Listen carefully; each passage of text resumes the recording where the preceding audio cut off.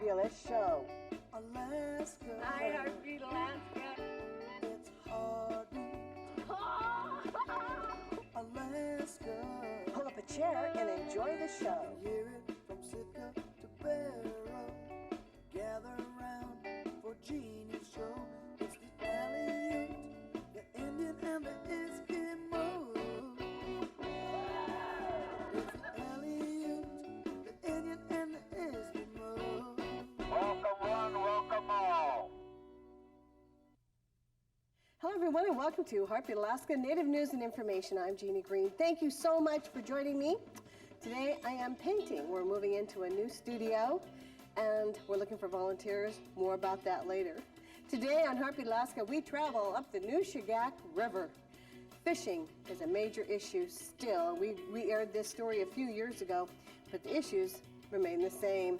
And speaking of issues, I'm looking for volunteers to come and help. But don't volunteer unless you're willing to work, right, Ted? It's a great show.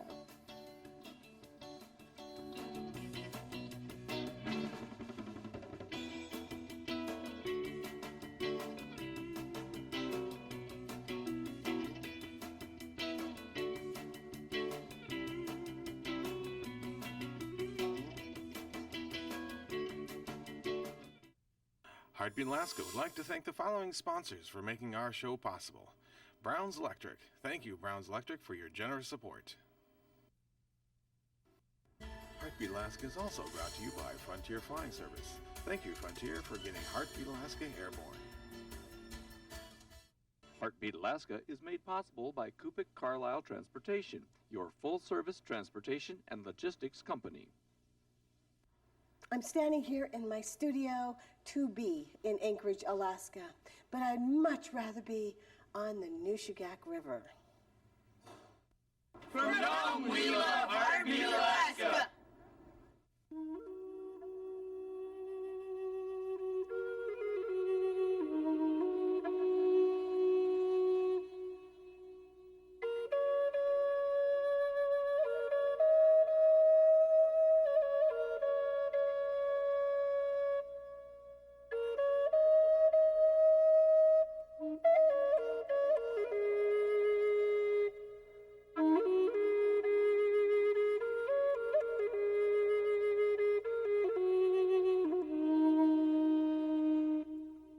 Most of our dinner tables come from the land itself, what Mother Nature provides, like the moose, caribou, ptarmigans, waterfowls. If Alaska is a state rich in resources, then the Nushagak River region is one of the richest areas. Nushagak River is on the map, for catching the biggest king salmon. And the biggest moose was caught 3-4 miles from the mouth of Molchatna. The Nushagak River runs over 200 miles and drains into Bristol Bay near Dillingham. The area supports a huge commercial fishery, a vital subsistence fishery, and a fast-growing sports fishery. It's a land of timeless beauty where Native Alaskans have been carving out an existence for centuries. It's a land with a growing reputation. People come from all over the world to see the wildlife that Alaska has and to fish its grand fisheries, to catch salmon, rainbow trout. But it takes more than a pristine environment to make a healthy economy. Going through a very, very tough time. I've been involved at the plant level here for 21 years, and this is probably one of the most difficult years of those 21 that I've ever seen this industry go through. And I don't think we have a bright light at the end of the tunnel yet. Norman Van Voctor is the Bristol Bay manager for the Peter Pan Seafoods. He knows as well as anyone that the commercial fishing in Bristol Bay is in trouble, big trouble. The fish are there, the workers are ready, but the price is low and getting lower. Last year, we advanced 65 cents a pound, and a lot of the final fish prices were in the 70 to 71 cent range. This year, our base price is 40 cents a pound, almost a 50% reduction. And do I see much upside potential at this point? No, I don't. The single biggest change in our business right now is the advent of farm fish.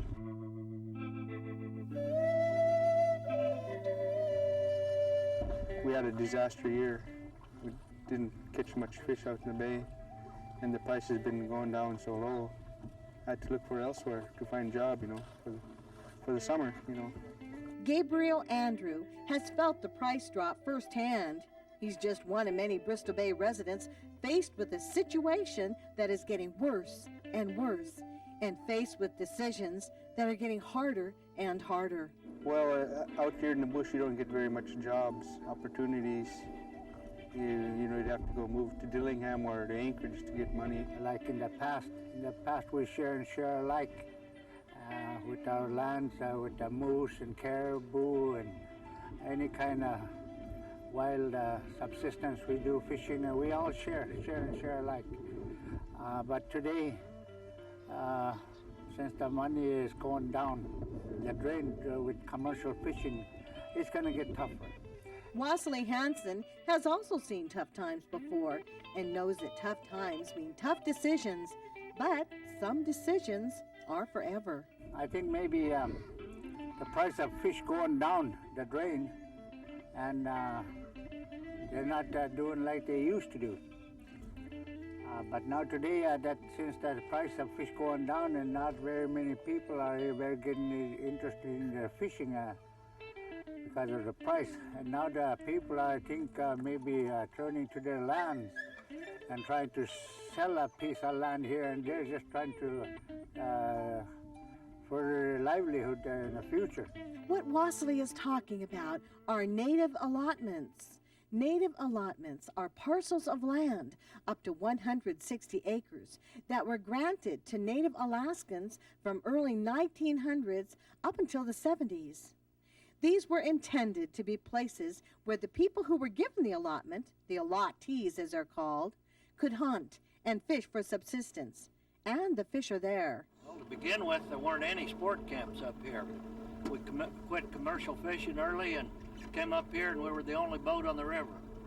And fished down at Portage Creek, talked to the Portage Creekers, and then the sport camps started to come in, and then they started selling some of the allotments and building on them, and so it's getting, what we consider crowded. Many natives with allotments are now faced with a decision they never wanted to make. Should I sell? Most of the people here was depending on their land now in the future. There was a talk about selling, but the elders said that we should hang on to our land because our land will be feeding us and taking care of us in the future. But the future can seem a long way away to someone who desperately needs money, a person who has a family to look out for, and has little hope of finding a job. In the floundering economy of the Bristol Bay area, just looking out for tomorrow or just making it through today can be a challenge. There's a heartbeat louder than thunder. Revolution. Stay tuned for more Heartbeat Alaska. Flying in Alaska? Fly Frontier, the official airline of Heartbeat Alaska. Frontier is expanding again. They've added new routes to Nome, Kotzebue, and the surrounding villages. As you can see, Frontier is now really covering Alaska. So the next time you fly, try Frontier. Frontier offers quick, convenient check-in, low fares, and service direct to many of the villages. Frontier Flying Service is the official airline of Heartbeat Alaska. Make it your official airline too. Now's your chance to get that home improvement project you've been wanting to start finished. Because at Northern Interiors, we're having a store-wide sale. Choose from our beautiful selection of kitchen cabinetry and countertops from 10 to 50% off and get professional installation completely free of charge. Durable laminate flooring is on sale now for only $1.79 per square foot. Let us install your favorite brand name carpeting and get top quality 8-pound padding for free. Northern Interiors, kitchens, floors, and a whole lot more. the freshest salmon in town. There's no reason why Alaskans should be paying $9, $10 a pound in the stores when it's caught right down the street. Whether you're a small business looking for a large order or an individual looking for a healthy meal for your family, Fred's Alaskan Wholesale Seafood offers fresh Alaska salmon at the lowest price in town. So give Fred a call or stop by and visit him today. Come on down to Fred's where the seafood costs less than catching it yourself. Fred's Alaskan Wholesale Seafood, 230 East Potter, Suite 11. In the 1890s, pioneers carved a railway through the rugged mountains between Skagway and the Klondike. More than a century later, the White Pass and Yukon route still makes this legendary route. Along the way, life has gotten better for folks working on the railroad, thanks in part to Primera Blue Cross Blue Shield of Alaska, a health plan that's offered smart choices and quality coverage to the people of Alaska since before it was a state. Primera Blue Cross Blue Shield of Alaska. We're here. We're with you. Turn it up!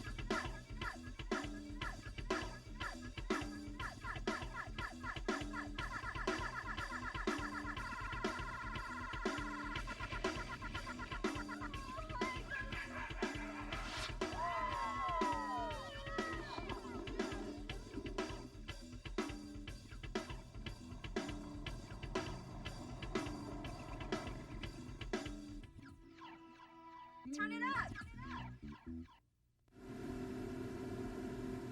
Motoring around on the Nushagak River, sometimes it seems so hard to understand why someone would sell.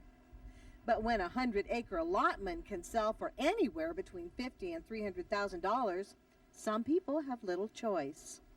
Native allotments pose a problem because if they do go into private ownership and are turned into cottages or camps or recreational subdivisions, we feel it's going to be very difficult for us to manage all the surrounding lands and continue to do that effectively for subsistence. Tim Troll is the CEO for Chogyang Limited, the native corporation for Dillingham, Ekwok, and Portage Creek. Chogyang Limited owns 360,000 acres of land used by the shareholders. We're charged by our shareholders to manage those lands. At least the policy we have is that we try to manage those lands to preserve their subsistence value for our shareholders. I try to imagine what our shareholders would think if we, as the native corporation, decided we wanted to sell off all of our land that was selected, that we selected primarily for subsistence. I think there'd be an uproar. Most of the native allotments were selected for the very same reason: subsistence, prior subsistence use. When allotments are sold to outside interests, Tim's job gets harder. Many of the sold allotments wind up being used for recreation, lodges, sports hunting, and sports fishing. Allotments sold to recreational interests may become doorways to the lands around them. Tim's job will get harder when small tracts of land inside or next to the large ones he manages have lodges or sports camps built on them. We fear is that if they are sold, we'll lose control of our own lands and the resources on our lands by virtue of all those inholdings. Tim's not the only one who's concerned. I think at this point it's just kind of a, what you would call a pain or a thorn. If we don't do something, I think it'll be a big deal, and we could have another Kenai. Another Kenai is a fear we heard from a number of people as we traveled up and down the Nushagak. Another thing we found were solutions. The Conservancy gets calls 3 or 4 times a week from Native folks that are looking for one reason or another to sell their allotment. Paul Jackson is the director of Northern and Western programs for the Nature Conservancy of Alaska. The Conservancy is one of a number of groups who are buying conservation easements along the Nushagak. Easements that may ease the problems facing the natives on the Nushagak. Conservation easement is a way that if someone wants or needs to sell their land, it's an option where they can actually gain some income, but still retain title, hold title to the land. For example, if you own 100 acres and it's worth X amount of dollars, the Nature Conservancy, will pay you a certain percentage of what the development rights on that land are worth, and we'll draw up a contract between us that basically would say what you could and couldn't do. For example, on a native allotment, we would typically allow folks to still build a cabin and be able to use the land for subsistence, for hunting, fishing, etc. And then they could pass that on to their heirs, or they could even sell it. The only hitch is that the easement that we would hold on the property stays with the property into perpetuity. Paul knows he has a lot of work in front of him. Much of that work is education. Most people don't know what's that yet, they don't know what it's all about. Okay. And it's a good thing, to educate them, and they'll probably go for that, and then kind of talk to those guys not to be selling to somebody else. Simply traveling the Nushagak and talking to the people along the river. Many have never heard of the Nature Conservancy. Well, the Nature Conservancy is an international conservation organization. We have programs in all 50 states and 31 countries. And we're very different than most conservation organizations. We're not an advocacy group. We don't stand in front of bulldozers. We don't sue people, litigate. We only work with willing landowners that want to implement conservation action and strategies. Paul is not alone. The Nature Conservancy is only one group that sees the situation on the Nushagak not as a problem, but an opportunity. The Nushagak Mulchatna Wood Tick-Chick Land Trust is a group that we put together of interested people and to acquire easements and then shepherd those easements or steward those easements and then assist in orderly development. The Land Trust is looking for support from anybody willing to help. Already, they've enlisted help from the U.S. Fish and Wildlife Service, the Conservation Fund, Trout Unlimited, as well as the Nature Conservancy. What we envision is to attempt to put groups together and get money and buy the conservation easement on the allotment so that the person could enjoy the allotment still, and or assist in orderly development, just kind of maintain the unique flavor of this land. Maintaining that unique flavor doesn't mean eliminating recreational users altogether. It just means thinking carefully about where and how much. There's a heartbeat louder than revolution. Good morning, Island Air. Island Air has been serving Kodiak Island for over 20 years, with scheduled service and charter service to 6 different destinations around Kodiak Island, the mainland, peninsula, and up and down the Aleutian chain. Island Air offers quality service at affordable rates. And if you love to fish, Island Air would love to take you there. They offer same-day fly-in fishing and bear viewing trips. So when you find yourself on Kodiak Island, be sure to visit Island Air for your island travels. I'm waiting because I don't want to get a disease. I have a future ahead of me, and I don't want to mess up my life. If my husband asks me if he's a first, I want to say yes. Yes. Because I respect myself. I have so much going for me. A child would only slow me down. I'm trying to break a cycle. Sex is a very special thing I only want to share with one person. There are too many consequences, STDs. A union between 2 people. I would always regret it. I'm protecting my heart. Waiting doesn't make you less of a man. I'm waiting because it's the most precious gift I can give. 6 months ago, Claire made a promise to her family and to herself. The promise was she'd quit smoking by the time her next birthday came around. And already she's feeling better. She has more stamina, more energy, and her lungs are stronger than ever before.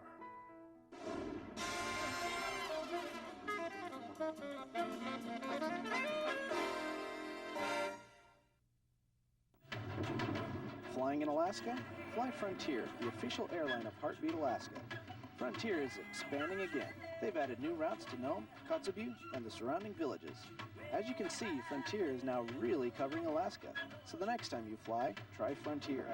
Frontier offers quick, convenient check-in, low fares, and service direct to many of the villages. Frontier Flying Service is the official airline of Heartbeat, Alaska. Make it your official airline, too.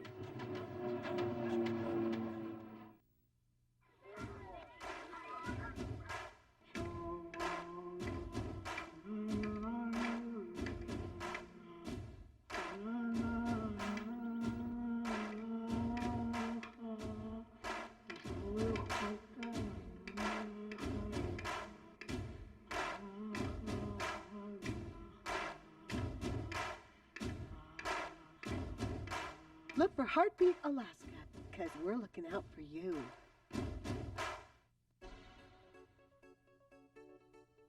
If you or someone you know would like to help Jeannie prepare her new studio, call 907-563-7440.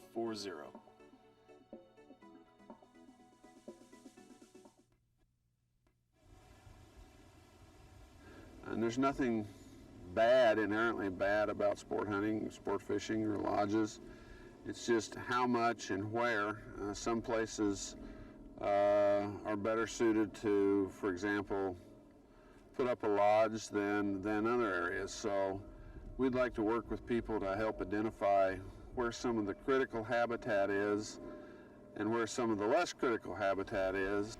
The idea of conservation easements is catching on up and down the river. It would be similar to having your cake and eating it too, if somehow they could sell the developmental rights and get the income they needed from it and still have the land so that they could sell it to an individual for a cabin or keep it for their family for posterity. They would rather see the land itself being passed down to the younger generations, because that's their future and this is their future land. So I'd really look into that, and I'd probably go for it. I'd like to see something develop like that, because in the long run, you don't actually lose anything. And that will benefit our younger generations, because when we do pass on, then the land can go right back to them, and it will be their responsibility to take care of it. Even with the work of the Land Trust and the Nature Conservancy, development continues on the Nushagak. Sport, fishing, and other recreational users are here to stay. Adapting to these changes may be the key to survival. Many natives along the river have even turned to working with the sports fishermen as guides to earn a decent income. At this day and age, from the 90s to 2000, you got to, in the year 2000, a guy got to be able to go along with the changes, and instead of kicking the sport fishermen and the drifters and people that come out from the lower 48, be able to reach for that dollar instead of tell them they're not welcome in our land, But mostly I enjoy life here along the Nushagak River and taking clients out and catching the fish. That lifestyle is something more and more people are discovering and falling in love with.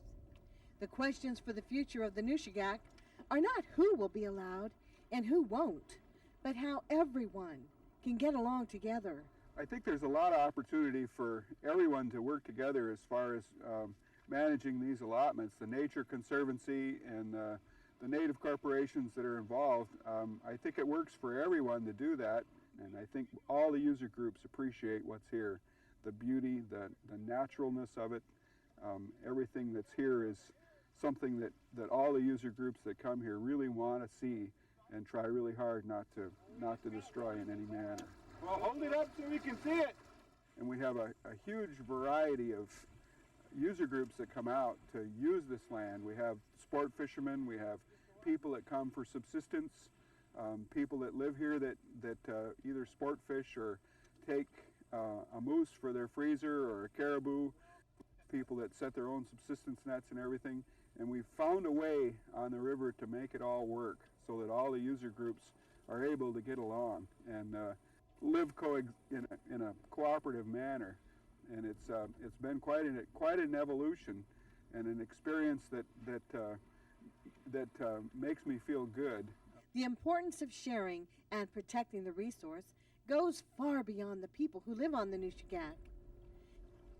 We like to think of it as protecting the habitat that all the wild salmon in Bristol Bay depend upon, and we realize that that is one of the key linchpins to this whole ecosystem up here, and that if we're not careful, and if these lakes in this region or these rivers become overpopulated, overused, that habitat is likely to be compromised, and the wild salmon that we've been depending upon here for subsistence and for income, for at least for commercial income, well over 100 years, and subsistence for perhaps thousands of years, could be lost. And it even goes beyond that. There is a delicate balance we have to maintain for ourselves and for the future. At the end of the day, it's good to know strong people with strong hearts are working hard to preserve what is there and balance ancient rhythms with changing times. And maybe what we all need is time to spend listening to the voices. Voices that tell us how this land was and remind us why we need to walk carefully into the future. Somewhere upriver is where I go every year to go camping and seeing the way the land is and the way it used to be. It's pretty much the way I like to see it for myself, and I would like to experience it, seeing it through my children's eyes, the way it is. Nothing, just trees and animals on it, no lodges or anything. That's how I like to see it in the future.